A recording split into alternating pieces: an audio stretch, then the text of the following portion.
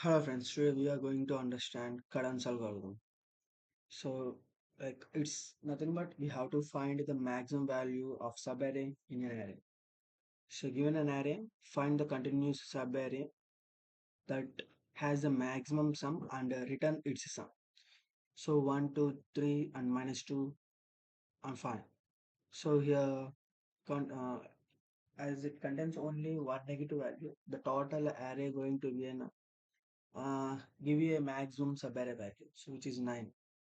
And here minus 1. So in order to solve this problem, we have three approaches, right? So let's understand it.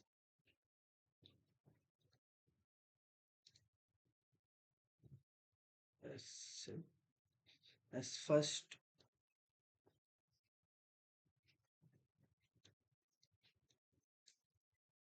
we have to understand how to find the subarrays of an array, right?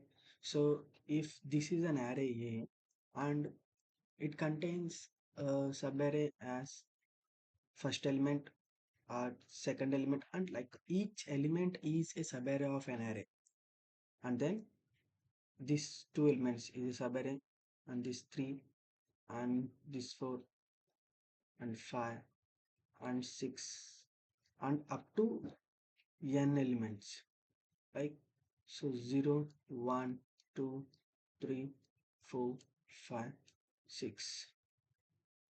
So this is all the subarrays which contains the first element, and then for second element, so subarray and subarray and subarray and subarray, and this is also a subarray. And for third element, subarray. So like this wise we have uh, how many subarrays we have. So the total number of subarrays are nothing but n into n plus 1 by 2, which is sum of integers of n natural numbers, right? Right. Okay. So for that, if you want to find the sum of the maximum subarray, we have to use three for loops naturally. So the first for loops 0 to n.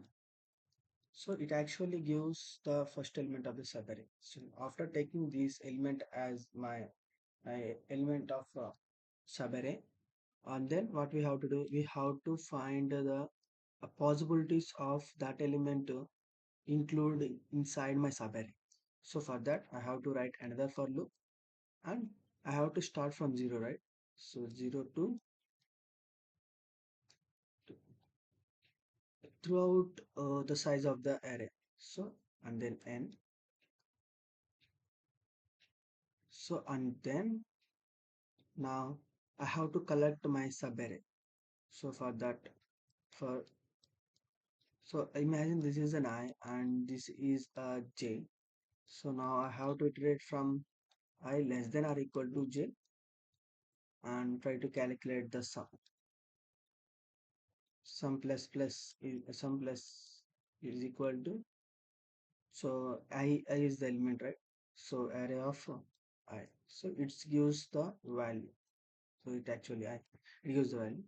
So for as these some value is changes for this array to this array. I mean element to element of the main subarray. So we have to make sum is equal to 0 here, right? If now let I start here, and the j value is also 0 here. So now 0 is less than or equal to 0. This condition is satisfied. Now the sum of first subarray is only one element. So this element is actually the sum of the subarray. And then after it came outside of the loop because the condition fails there. And then uh, I'm going to the second for loop. Now second for loop, j value is incremented. So then I get subarray as this much. So starts from my, so which is j 0 because we are not incrementing it, and j is incremented, so which is a 1, right? So now my subarray is this. Now I have to find the sum. So for that, whenever the j is incremented, the sum has to be 0. Then only we can find the sum of that current subarray. Otherwise, it gives the wrong answer. So in this way, we can find the subarray uh, maximum total. We have the sum of that particular subarray. So we just have to take a max variable on the above uh, of writing for loops, and whenever we are outside of the third for loop, we just assign that max variable.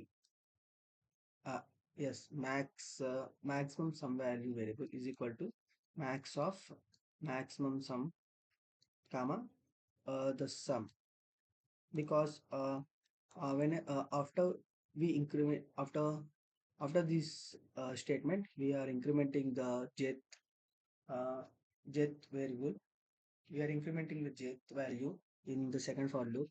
So after that, the sum value is automatically 0. So we have to catch that sum value and store where if it is a maximum inside our maximum. So this is the naive approach to solve these sum of maximum subarrays. As we are using 3 for loops, it takes big of n cube. Yes, big of n cube. It can also take a big of n square, because as we are if we observe closely second and third loops, we are just iterating the third for loop up to the size of the second for loop, because here whenever j is 0, so I just iterating the third for loop up to j 0, and whenever j is 1 incrementing on, so I just iterating the third for loop j is equal to 1, and whenever it is equal to 5, so I just iterating the third for loop less than or equal to 5. So instead of writing these third for loop, uh, wait, let me tell you. So instead of writing that third for loop, I'm just taking the first for loop 0 less than n, and second for loop up to 0, right? So 0 less than or equal to I. So imagine this is an I and this is a j, right? So and initialize some value here.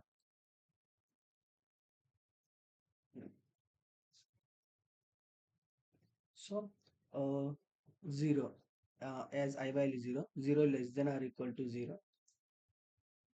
So it gives the first element and store that element. Now j has to be incremented, which fails the condition. So I plus plus, right? Uh, I think you can get these by seeing the code. Let me open the code.